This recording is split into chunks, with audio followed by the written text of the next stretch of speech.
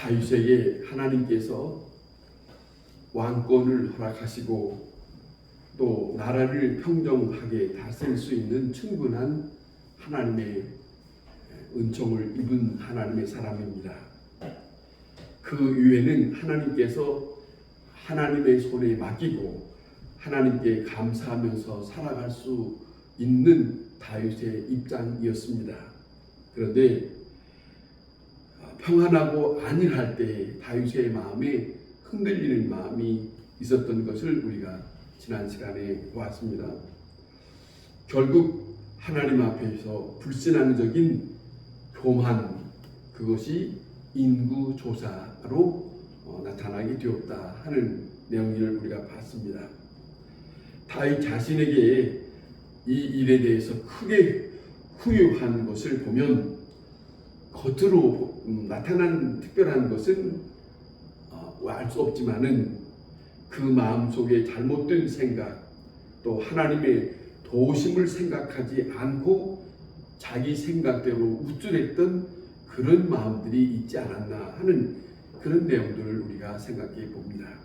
그러나 다윗은 잘못된 생각을 뼈아프게 회개하면서 하나님 앞에 그는 진심으로 다시 한번 하나님의 사람됨으로 서게 되는 시간을 가졌습니다. 자, 회개를 했지만은 우리가 오늘 이 본문에 보면 회개를 했지만은 하나님께서 다윗에게 내리실 세 가지의 재앙에 대해서 선택하라고 하는 말씀을 주시는 것을 우리가 이 24장의 내용 속에서 봅니다. 먼저는 7년 기근을 맞이할 것이냐, 그렇지 아니하면 대적에게 석 달 동안을 쫓김을 당하고 지낼 것이냐, 그렇지 않으면 3일 동안 전염병을 받아들일 것이냐, 이 세 가지 중에 하나를 선택하라 하는 말을 듣게 됩니다. 다윗 왕은 무엇이든지 다 할 수 있다고 어느 순간에 그 입장에 있었을는지 모릅니다. 불행한 일에 오늘 이 시간에 보면 그가 그렇게 지냈을는지 모르지만은 지금 이 시간에는 아주 불행한 제한적인 선택에 대한 입장에 섰다 한 그런 내용을 봅니다. 선택이라고 하는 것은 불과 이것뿐입니다. 여유가 없습니다. 여러 가지가 아닙니다. 하나님께서 선택할 수 있는 것이 그 영역이 아주 좁은 한 가지를 선택하라. 그런데 그 선택이 좋은 것이 아니라 죄과의 대가로 치를 수 있는 너무 고통스러운 일들을 눈앞에 두고 있다 하는 내용들을 우리가 봅니다. 하나님의 은혜와 축복으로만 태평을 누렸습니다. 그러잖아요. 자기 자신이 태평을 세운 것도 아니고 그것도 선택한 것도 아닙니다.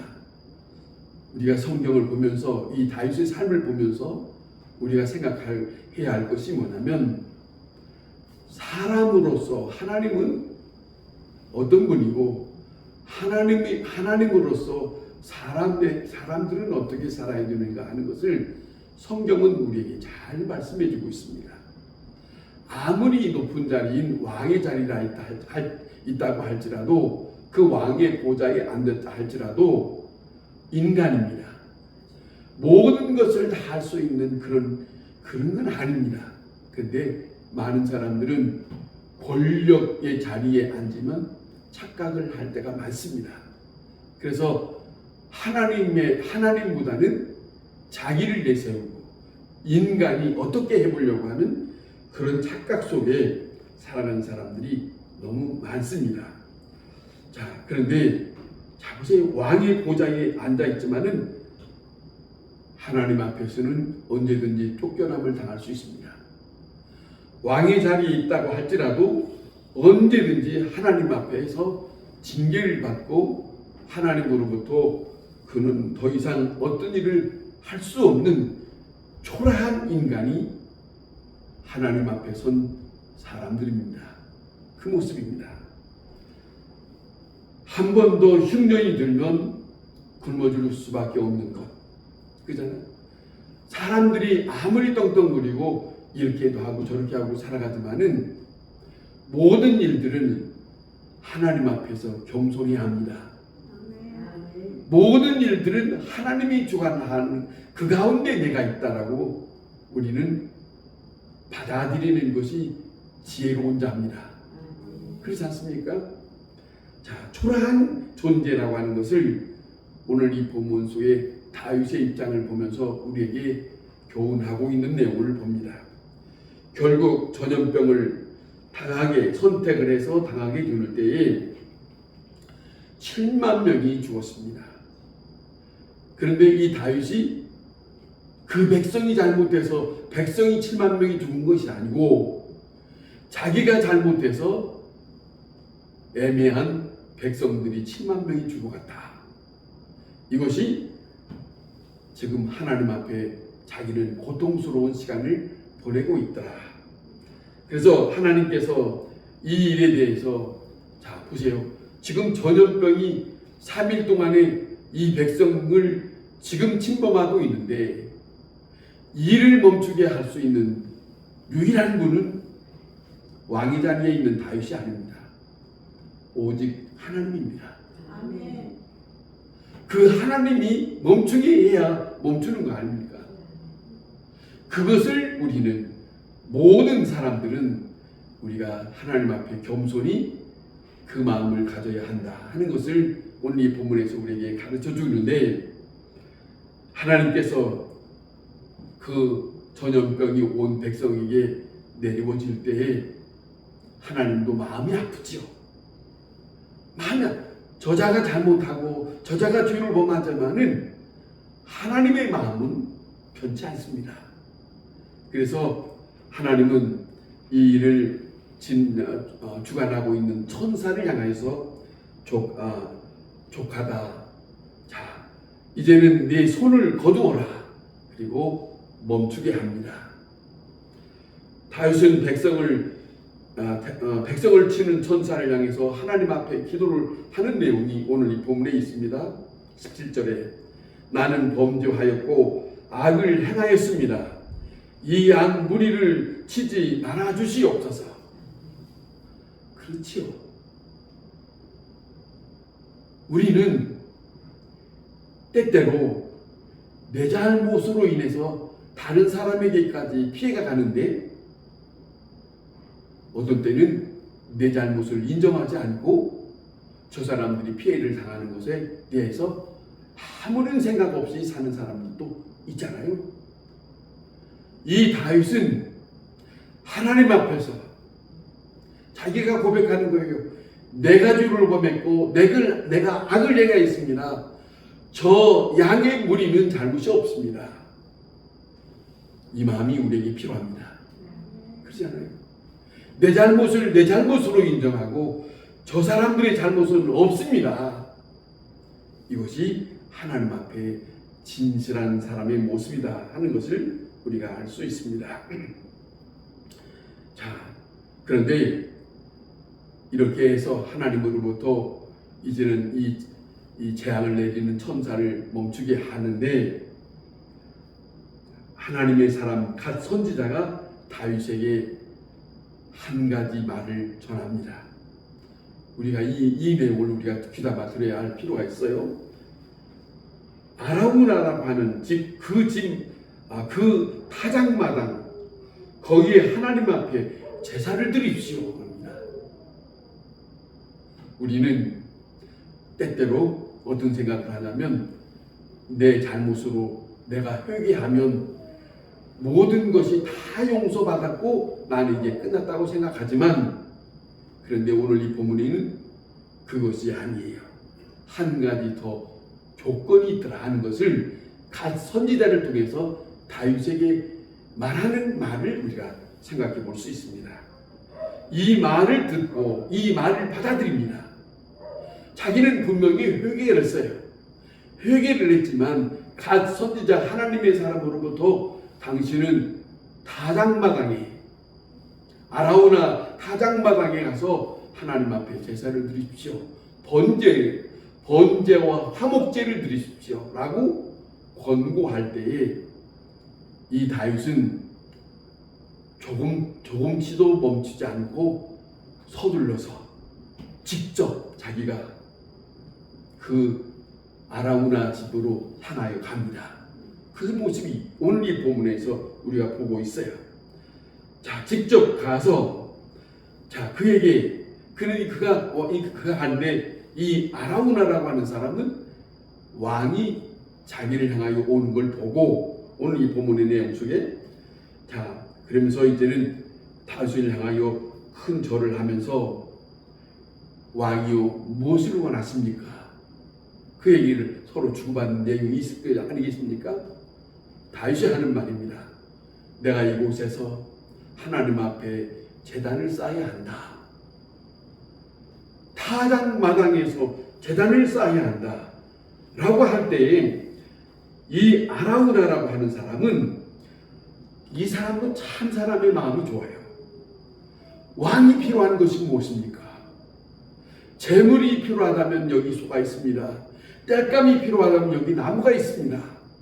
모든 도구가 필요하다면 여기 다 있습니다. 왕이 필요한 대로 쓰십시오. 이런 한 사람을 만나봅니다. 여러분, 왕이 하나님 여호와께서 왕을 기쁘시게 받으시기를 바랍니다 라고 아주 후하게 제의하는 그 모습 얼마나 아름답습니까? 아라우나의 마음 아름답고 귀합니다마는 이 사람은 이스라엘 사람은 아닙니다. 여부스 사람입니다. 여부스 이방인인데 이 사람이 이스라엘에 와서 이스라엘 사람으로 살아가는 사람입니다. 그런데 이 사람이 지금 이렇게 하는 것은 왕에게 훌륭한 배려를 하고 있는 모습이 너무 귀합니다. 그런 모습이 여기에 있습니다. 아라우나라고는 거절하지 아니하고 자기가 가지고 있는 모든 것을 아낌없이 내어주는 그 사람, 그 모습이 얼마나 보기 좋습니까? 다시 말하면 다윗이라고 하는 왕이 하고자 하는 것은 하나님이 명하셨기 때문에 하나님이 명하신 일을 하려고 하는 그 사람에게 자기가 가지고 있는 것을 아낌없이 모든 것을 다 내어주는 그 마음, 이 두 장면이 만나고 있다 하는 거예요. 여기서 다윗은 그대로 그 사람이 그렇게 배려하는 말을 하지만은 공짜로 받아들이지 않습니다. 아주 다윗의 마음이 좋은 모습이 여기 있어요. 당신이 주는 것 거저받지 않겠소. 당신에게서 내가 사겠습니다. 타작마당도 살 것이고 재물도 살 것이고 내가 필요한 단을 쌓을 수 있는 모든 것을 값 없이 공짜로 하지 않겠습니다. 값을 치르고 일을 행하겠습니다. 여러분, 이 모습이 얼마나 귀한 모습입니까?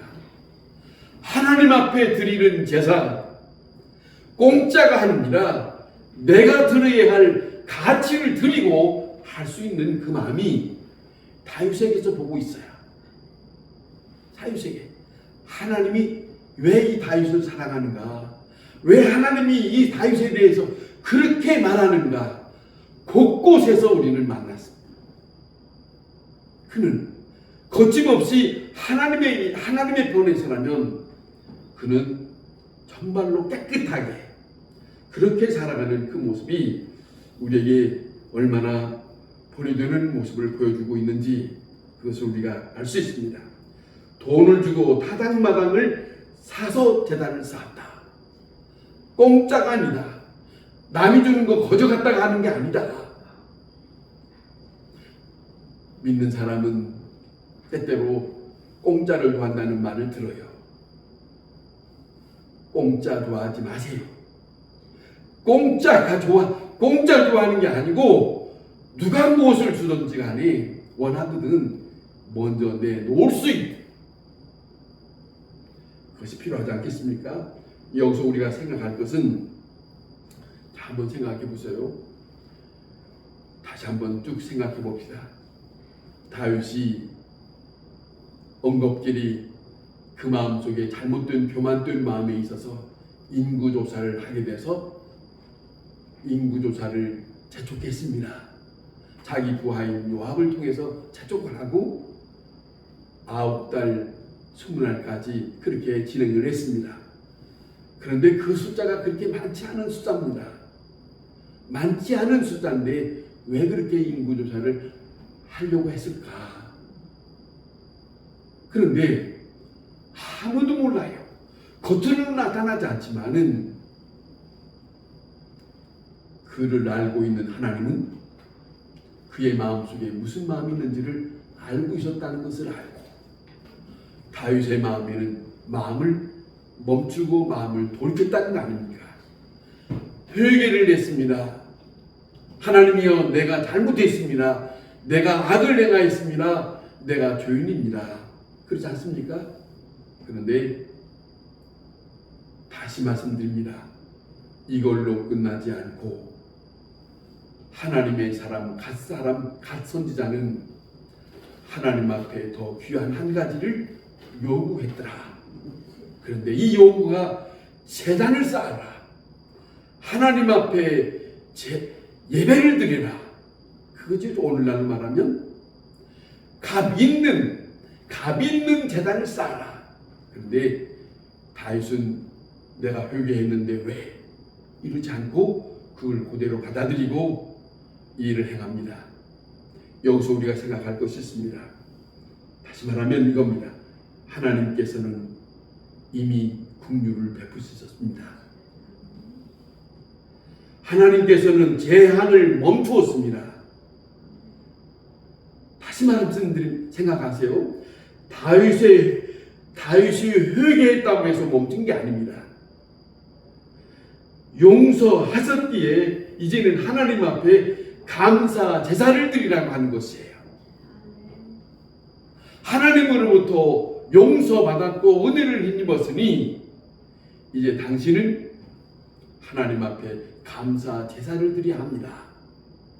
이걸 읽어준 것이 갓 선지자입니다.